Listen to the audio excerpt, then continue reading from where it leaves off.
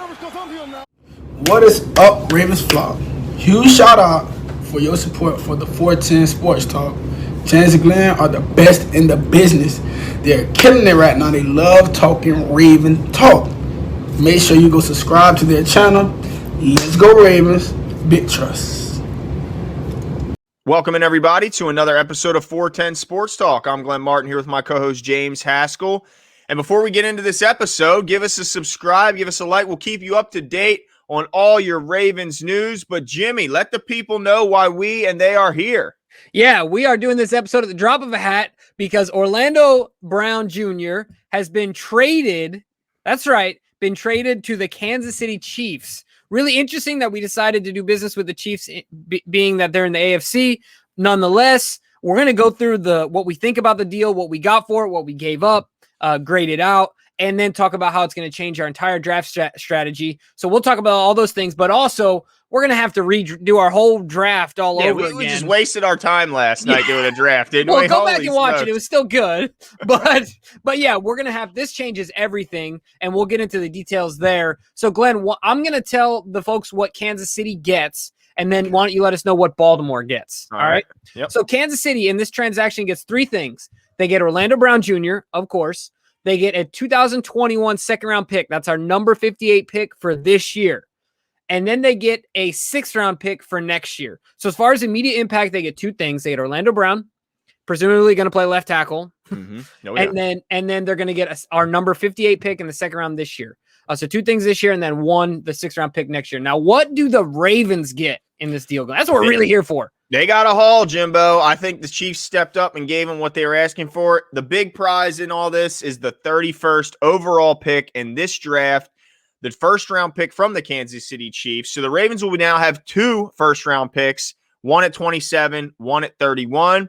But in addition to that, they also got the Chiefs' third-round pick, number 94 overall, the Chiefs' fourth-round pick, number 136 overall, and a fifth-round pick next season in the 2022 draft. So they got a haul, and you pointed out what the Chiefs got, but also what the Chiefs got is a big paycheck that they're going to have to write to Orlando Brown Jr. So not only did they give up 4 draft picks, but they're also going to give up a big chunk of their cap space starting next season because, of course, this is his final year on his rookie deal, and he doesn't just want to play left tackle. He wants to be paid like a left tackle.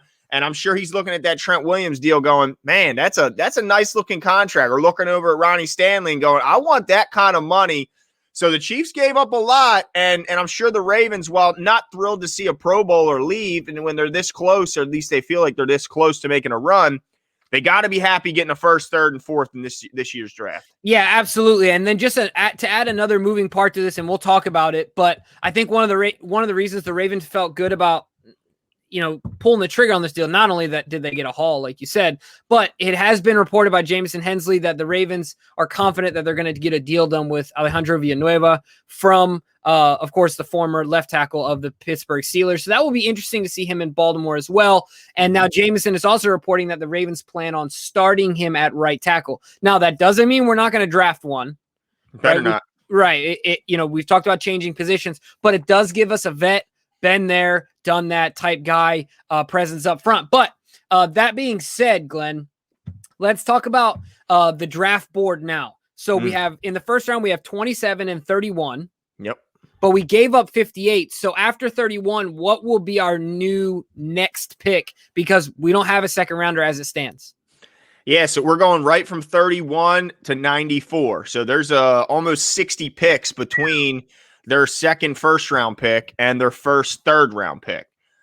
So there's quite a big gap there. Now, Eric DeCosta said in the most recent draft presser that he likes to find that sweet spot on how many guys they want to draft this year. Admits that 12 to 13 picks, they don't have room on this roster for 12 to 13 rookies to make the team. And, of course, the Ravens don't cut recent draft picks, especially draft picks of that season.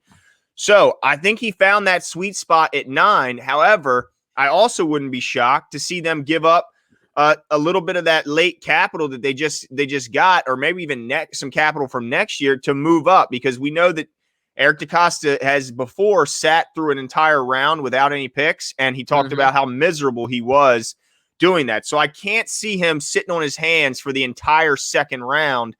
So I anticipate, well, I don't necessarily anticipate, but I wouldn't be shocked at all to see him move. Because look, we're picking at 131 and then again at 136. He could very well use some of this capital to go back up into the second round if there's the player there that they like that falls to him. Yep. Yeah. So that's really interesting because there's something to note there with. So we have the 94th, and then we have what that was acquired from the Chiefs. That's a third rounder. Then following that third round, we have 104. Yeah. Let me just give you a quick rundown of the current picks the Ravens now have. In the first round, they have the 27th overall pick and the 31st overall pick. Again, no picks right now as it stands in the second round after giving 58 to the Chiefs in the deal. Now they have 2 in the third. They have the 94th and the 104th overall pick. So that's some capital. And then you talk in the fourth round, they have the 136th and 171 in the fourth round. And then in the fifth round, they have 184. And then the sixth round, they have 210. So they now have a total of 9 picks. Mm-hmm. So quite the capital. And I think they found that sweet spot, Jimbo. Yeah, it's definitely going to be interesting. Now, the only thing that is, to me, in that's really noteworthy, you talked about not having, Eric DeCosta not sitting around for the whole second round. And before we were talking about that last night on our live show where it was almost 50 picks between 58 and 104. You're almost talking 50 picks there that he was going to have to sit around. And I thought there's no way he does that. Right. Now that gap has actually gotten larger. Mm-hmm. While we have 2 first rounders, like you said, I don't think he sits around for 60 picks and lets these guys that he's been studying and poring over for the past, 4 months or so just sit there and go off the board. Now, to that, I want to talk about one position in particular. We both, have addressed the fact, and the Ravens fans at large, media at large, that center needs to be a priority, right? Mm-hmm. So there's 3 guys there. You got Landon Dickerson, you got Quinn Miners, and you got Creed Humphrey, right? Yeah. Creed Humphreys?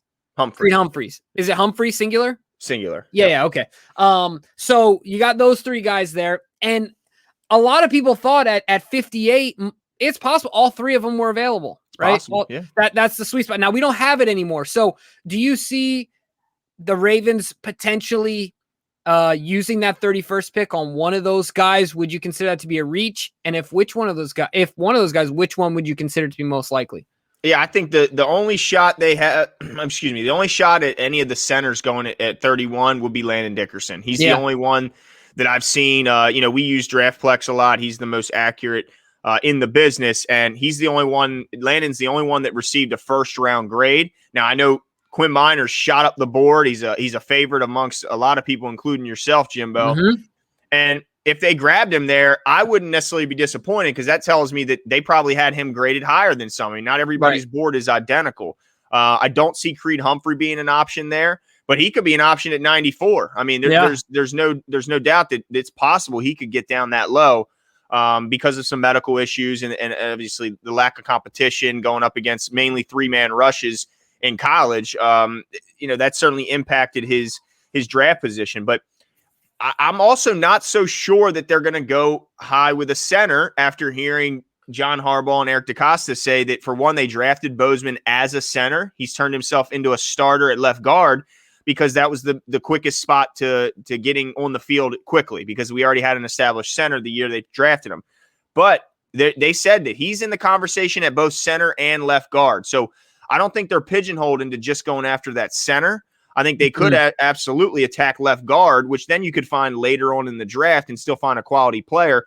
But what I look for them to do is get a guy who has versatility at both spots. And I think that's why Quinn Miners makes an awful lot of sense because he's shown he can do both at the next level. At least that's what he's projected to do. So let's not be so I wouldn't be so sure that they go center. They could also go guard, but regardless, they have to address the interior of the offensive line. Yeah, it's going to be really interesting. Now, the other thing I want to talk – so, for me, just to add to your point, I agree with you. If it's going to be one guy in the first round, I think it's going to be Landon Dickerson. It was funny because I came across some videos. I guess – I don't know how this is working, but apparently he has a ton of Alabama equipment now at his house, workout equipment, and the guys are there and they're just working out. He just loves football, loves being around it. I've just got the injury bug, it's interesting because I've really started to like Dickerson and Miners, and I have a serious disdain for Creed Humphrey. Sorry, Creed. If we get you, I'll learn to love you. But both of these guys, it's funny, man, because it makes me think of Rocky and Rocky 4 and Drago, because Drago's got the state of the art gym, right? Mm-hmm. And Rocky's in the cabins, where Quinn Miner's parents have a fishery. And that's where he works out, like lifting logs. And he has videos of him like lifting logs and rocks. And, he's walking with bales of fish on his shoulders and all these things. But I agree with you that Landon Dickerson would be the guy. I wouldn't be upset with it. I think some people would consider it reaching a little bit. But not according to DraftPlex. And we know right. he is the most accurate in the business. And also only because of the injuries, right?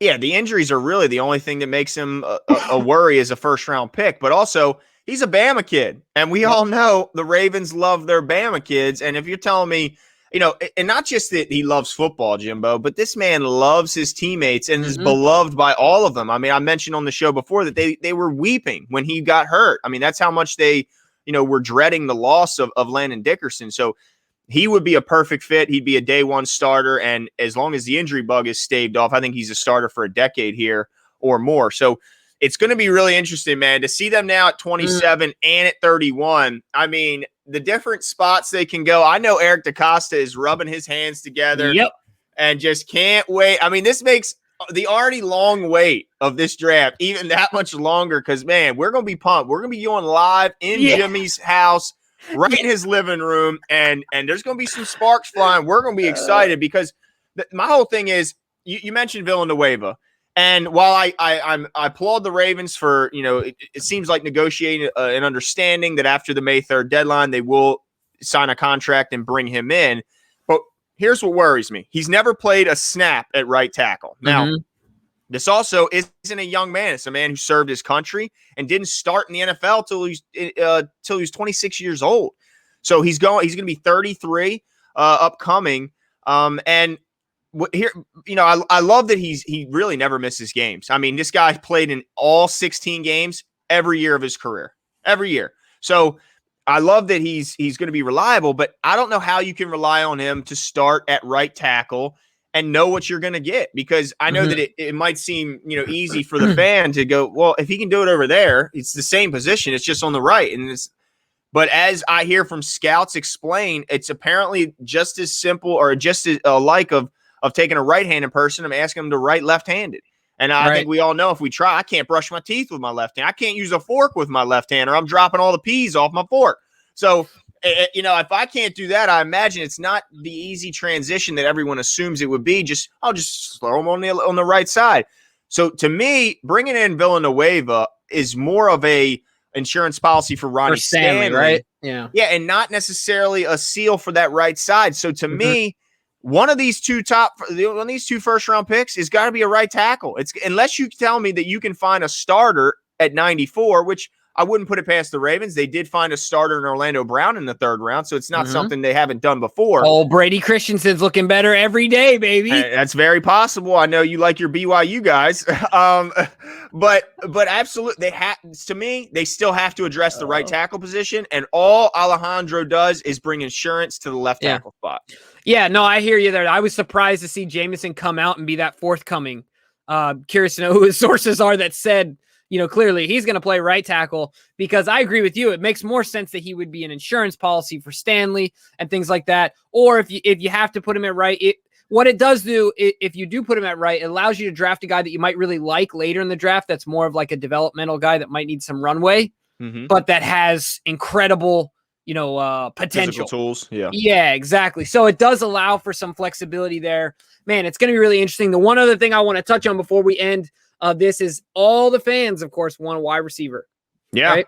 Yeah. So this gives us 2 swings in the first round to go to wide receiver. Do you see a particular wide receiver that you like at 31, maybe not at 27? Like, if a Terrace Marshall is there, do you like that pick at 31? I mean, I think that you could make a case for one of those guys. I also think you can make a case for trading back from 31 into the front end of the 2nd round, acquiring even more picks that you could then later, use this year or next year, or trade up in another round. I still don't think you're going to be getting necessarily that value, but look, it's a huge need. I think it's most people like us perceive it to be a need. I mean, you need to find that number one receiver. I think that's an important position that they need to fill. However, if they don't find the value at 31, they're not going to just grab a receiver. At least I don't think. Now, maybe I might do things a little bit differently than Eric DeCosta. I might look at that as, yeah, maybe he's not, maybe there are a couple players at different positions that we have rated higher than him on our board. But as far as need goes, I mean, you're talking edge, interior offensive line, tackle, and wide receiver are the biggest areas of need. So I wouldn't necessarily be opposed to them going receiver at 31. But to me, if I had to predict right now, I'm saying tackle and edge are going to be the first 2 picks off the board in either direction. I mean, I would like to see a Zaven Collins. I mean, a Jalen Phillips, and then Tevin Jenkins would be nice if you're talking tackle. There's a bunch of guys. It's just really a matter of who falls to them. Because some of these guys have medical concerns, and it's like if your doctors say that it's okay, just like Landon, that's another guy who's got medical concerns. But really, it all comes down to every team doctor evaluates these players differently and in a unique way. So I think the only guys that you might see at 31 that they could consider is Terrace Marshall Jr. and Rashad Bateman. Those are the 2 guys. Now, if they decide to trade back, I think you bring in a De'Ami Brown from UNC. And that could provide some value if you're picking it, say, in the high 30s or low 40s. But at 31, I would be surprised, but not upset at all if they went with a wide receiver. Yeah, no, I hear you. I like your point. It's very likely that they take 31 and they drop it down to 35, 36, or and then we start, as long as those centers that they like keep staying available, if that's what they're targeting, right? Like one of those 3, as long as those guys are still available. But you know what, Glenn? I'm gonna go out on a whim here. On a whim or a limb? A limb. I think it's a limb. I'm thinking this is on a whim, but I'm going out on a limb. Okay. All right. That I can see the Ravens taking 2 edge guys in the first round, teammates in college, Jalen Phillips and Gregory Rousseau, taking them right from the U. That's University of Miami, the original U. I get it. And plugging them right into the Baltimore Ravens defense, saying 27, 31, take a flight up north. Let's do this thing. We love guys out of Florida, love athletes out of Florida. And look, this is the way I see it. You plug them in, problem solved.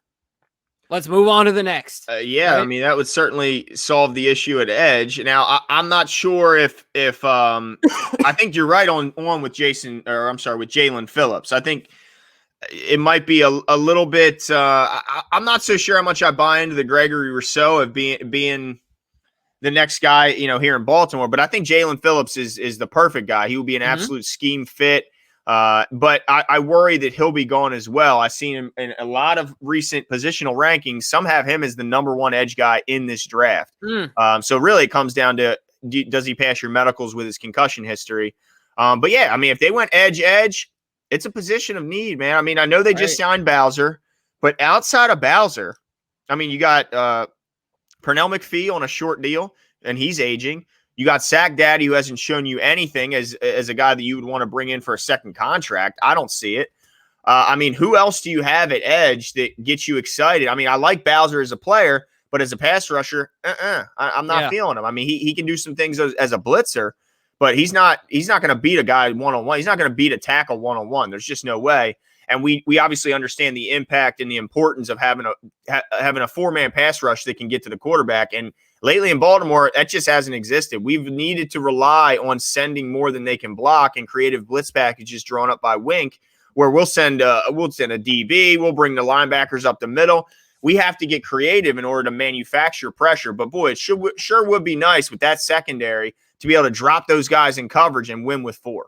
Yeah, absolutely. It's going to be interesting either way. There's so many ways we can go, so many positions we can break down. Make sure to, like Glenn said at the beginning, hit the subscribe button. Also, we talked about this, but turn on your notifications because over the weekend we're going to be doing our redraft because of all the shakeup. That's right. We're going to run it back. We'll also be doing our full first round. So many things to come. Like Glenn said, we'll be doing the live on Thursday for the draft. So stay tuned, and we'll talk to you guys soon.